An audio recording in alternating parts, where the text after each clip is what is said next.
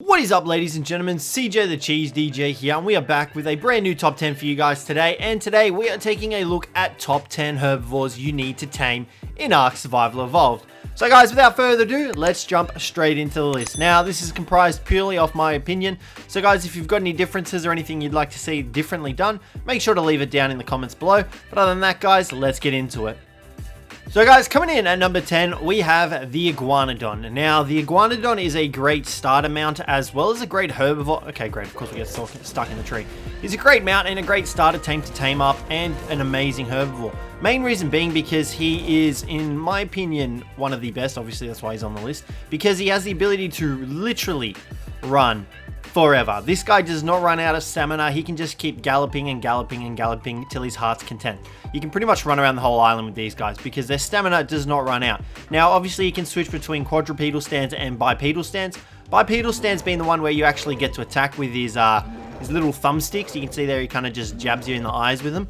So you definitely don't want to take this guy into a fight because he will get pulled aside. But yeah, this guy just pretty much runs around the map and he doesn't run out of stamina while doing so. He is able to gather berries as well as that, and he is pretty easy to tame. All you essentially need is a bowler, some train carrots, and some berries, and you will be good to go. This guy is a pretty good gatherer, as you can see, gathering quite a few berries. He also does deal a decent amount of damage if leveled up into melee damage, but he's just an all-around great dude. He's got pretty decent amounts of health as well, so he can sustain combat or even take a couple of hits from stuff before actually running away. But with these guys, you mainly want to just pump weight and movement speed in them because that'll essentially allow you to carry all your gear and transport it across the island wherever the heck you want, as well as moving at a faster rate. As well as that, this guy also has the ability to seed berries in his inventory. Now, what I mean by that is when you gather berries, they actually have seed variants, well, seed versions. And you can see here that he has a bunch of berries in his inventory. And if we simply come over here and seed them, you'll see that he turns majority of them into seeds. Now, this is great for feeding gachas, as it's the best way to produce gacha crystals. So guys, let's move on to number 9. So guys, coming in at number 9, we have Rufus from Kim Possible, the Mole Rat. So this guy is hands down one of my favorite mounts in general. He is so much fun to use.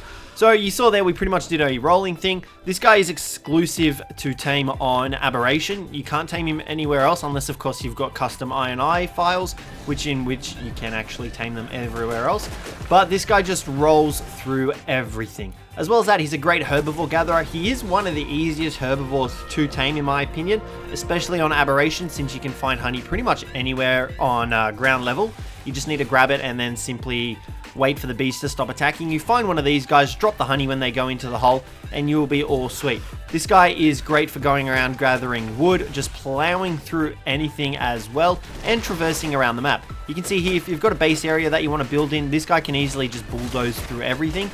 Granted, you won't actually get the resources, you can still just bulldoze your way through everything and make a nice clear spot for you to build your base. As well as that, this guy has reduced weight reduction on wood, as well as actually just wood. Actually, I think he gets a 75% reduced weight reduction. Yeah, you can see there 75% on wood, so he is pretty crazy. As well as that, this guy hits pretty damn hard, and he has quite a bit of health as well as weight, so he can definitely take his punches. And I definitely recommend getting yourselves a Roll Rat. As well as that, you can also sit extra players on the Roll Rat's back, so if you feel like traveling around the map with a couple of friends, use the Roll Rat. The only downside is that his saddle takes damage, but if you've got access to all the items that it costs to repair it, you don't need to worry too much. But this guy is a great wood gatherer as well as berry gatherer, and he's just great for getting around the map. So guys, let's move on to number 8. Now guys, coming in at number 8, we have the lantern creatures, or the light creatures. For example, the featherflight, the glowtail, and the shinehorn. Now, once again, these guys are tamed on Aberration. That's the only place you can tame them, unless, of course, once again, actually, no, you can tame them on Valgyro as well, sorry. Same goes for the Roll Rat, I actually forgot about Valgyro. So, yeah, these guys are great. You pretty much use them to stave off the darkness, I guess you could say, to keep the Nameless away from you and to damage Reaper Kings. But this is the best way to damage Reaper Kings, obviously with your light creatures and then a big ass strong dinosaur, or even like the fruits will do the trick, but these guys are really good to just carry on your shoulders as well. They don't really weigh too much, and they're really easy to tame up, and you can breed these guys like crazy. Didn't include the bulldog in here because he is ugly as heck and I just don't like him. So we've only got these three, but yeah, there's not really much else to say about these guys. You keep them lit up, they keep the nameless away, they deal extra damage, well, they cause Reaper Kings to take extra damage, and for some reason they still haven't fixed the Featherflight's face on your shoulder. So yeah, let's move on to the next one. Now guys, coming in at number 7, we have the sad, slothy Gacha. This guy, once again, is one of the best herbivores in the game, hence why he's on the list. Now, a lot of you might say, well, is he technically a herbivore because he eats rocks? Yes, he is, because rocks don't provide him sustenance. They just provide him a means to create gacha crystals. So you actually need to feed this guy berries in order to keep him alive. So that is technically what makes him a herbivore. And in terms of taming him, though, you do need to feed him rocks and stuff, so it's a little bit thingy, but we put him on here because to keep him alive, you need to actually feed him berries. But this guy is on the list because he is one of the best producers in the game. You can currently see here, this one here has the ability to produce sap, crystal, congealed gas balls, flint, stone, and fungal wood. Now you can get a mix of these in any of the gachas, and all of them really are just amazing because you can essentially get black pearls, you can get element dust, which will enable you to collect element as well from these guys, so they're definitely well worth investing. But once again, they are exclusive to extinction unless you've got custom eye for the maps once again. But yeah, these guys are definitely worth taming up an army of, at least until you get the element dust. But you can essentially quit just farming for materials if you've got a bunch of these guys. As long as you keep them mate boosted and happy, and you feed them snow owl pellets, they'll be producing items for you for days. So guys, let's move on to number 6.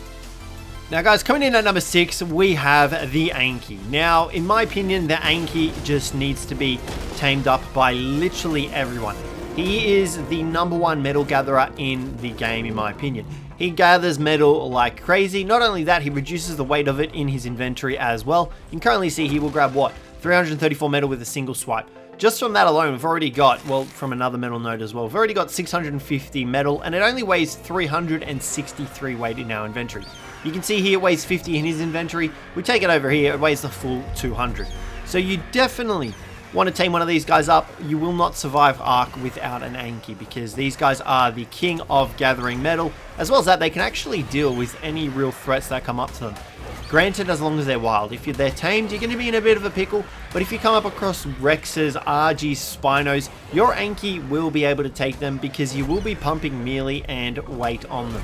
Realistically, you should only be pumping melee damage on them because that enables them to gather more metal, and then you just simply have like an RG following you around. You can offload the metal into that as well, or even just carrying the Anki around with your RG and just dropping him off, because that is an other way to gather a crap ton of metal. Trust me, I've used the method, it works, it is really good. Or you just have a tribe mate carry you around on a Quetzal and you sit on the Anki and swing around and do it like that as well. But this guy is the king of gathering metal. He's also the king of gathering flint as well. So he is able to gather quite a lot of flint, especially if you go down to the river rocks. You can actually grab a crap ton of flint from that as well. So yeah guys, definitely make sure you tame up an Anki. Let's move on to number 5. Now guys, coming in at number 5, we have the Trike. Now, the Trike, this was a really tough decision to come to. This spot was between the Trike and the Stego. We decided to give it to the Trike because the Trike is pretty much the only tame on this list that effectively soaks tech turrets really well because of his faceplate reducing the damage coming in.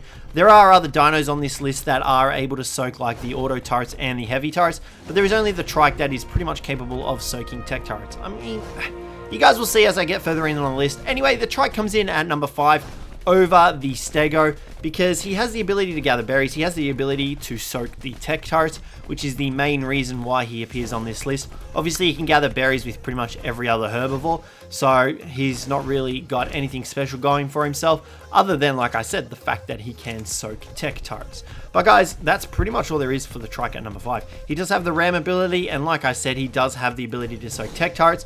Make sure you chuck on a really good saddle. He actually does also have the ability to gather thatch pretty well if you do his charge attack, which is his secondary attack. And you can see here, if we plow through a couple of these trees, you actually gather thatch pretty decently. Now, it's definitely not on par with like the Megaloceros, but it is still a very easy way to gather a lot of thatch really quickly. So I definitely recommend using a couple of trikes to gather thatch and berries if you've got no other herbivore, as well as that to soak the tech turrets. So guys, let's move on to number 4.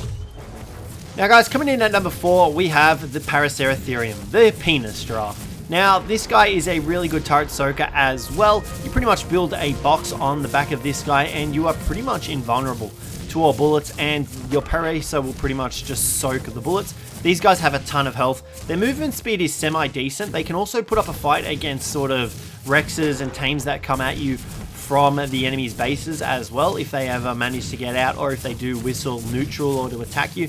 These guys can deal some decent damage. As well as that, they are pretty easy. I mean, not easy to breed up, but it is pretty good to breed these guys up. They do take up a lot of space though, so do be mindful of that. These guys have really solid amounts of health. You can see here, this guy was a 150 tame. I'm not 100% sure on how much stats have actually gone into his health, but he's got just shy of 9k health, which is pretty good. As well as that, these guys have a lot of weight, so you can easily carry your raid equipment in these guys if you need to as well, and you're not afraid of losing them. These guys are just great for raiding as well, because you can obviously use them to ferry all the equipment that you gather from the enemy's bases as well. But mind you, there are better alternatives that you'll see later on this list. So yeah guys, the Paraceratherium comes in at number 4 on the list. Now guys, coming in at number 3, we have the Woolly Rhino. This guy is pivotal if you plan on taking the boss fights on Ragnarok. I think he is one of the best dinos to use for boss fights in general, really, especially against the dragon, who does the fire breath attack, which causes extra damage to be taken by carnivores, but herbivores actually have this effect nullified because, well, they're herbivores. Now, this Carno is really just biting me in the ass right now. But these guys are one of the hardest hitting dinos in the game, especially with their charge effect. So as you charge longer, you can see on the right hand side, just under our level up, we actually get a rage meter. You can then empty this rage meter into a dinosaur. So you saw that we did 1695 damage to that Diplo. Mind you, these guys aren't leveled up and they have not been bred, but this is pretty much the best way to deal with the Ragnarok boss fight. As well as that, these guys are really good for raiding because you can use them to deal a heap of damage to Gigas, to Reapers, to Rexes, anything that your enemy has. You can use these guys to effectively take out really well. As well as that, these guys are great for just traversing the map. They've got heaps of weight, they've got really good movement speed, and their stamina is a little bit on the lacking side,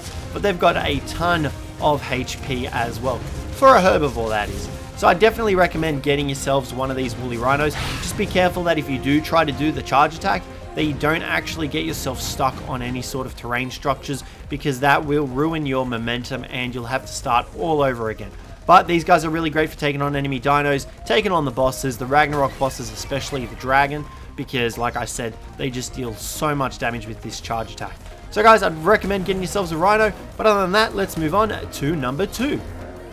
Now guys, coming in at number 2, we have the Gas Bag. Now, the Gas Bag is one of the best herbivores to raid with, mainly because it has the ability to suck in oxygen, as well as that it has a huge weight pool. I actually think this has the largest amount of weight for any dino in the game. I will have to double check that though, so just don't reference me on that. But these guys are great for raiding because when you suck in oxygen, or the gas I guess you could call it, they actually reduce the amount of damage they take. Now this works across turrets, so you can effectively keep sucking in oxygen and just soaking the turrets until they are drained. This guy is great for that, and you can chuck a saddle on him and ride him without a saddle, and you can get some really OP saddles for this guy, and that essentially makes the soaking so much more easier. So I definitely recommend getting one of these guys up. The only downside is that they do take a bit of fall damage if you land too hard. However, if you make sure that you've got a big bit of gas left inside of you,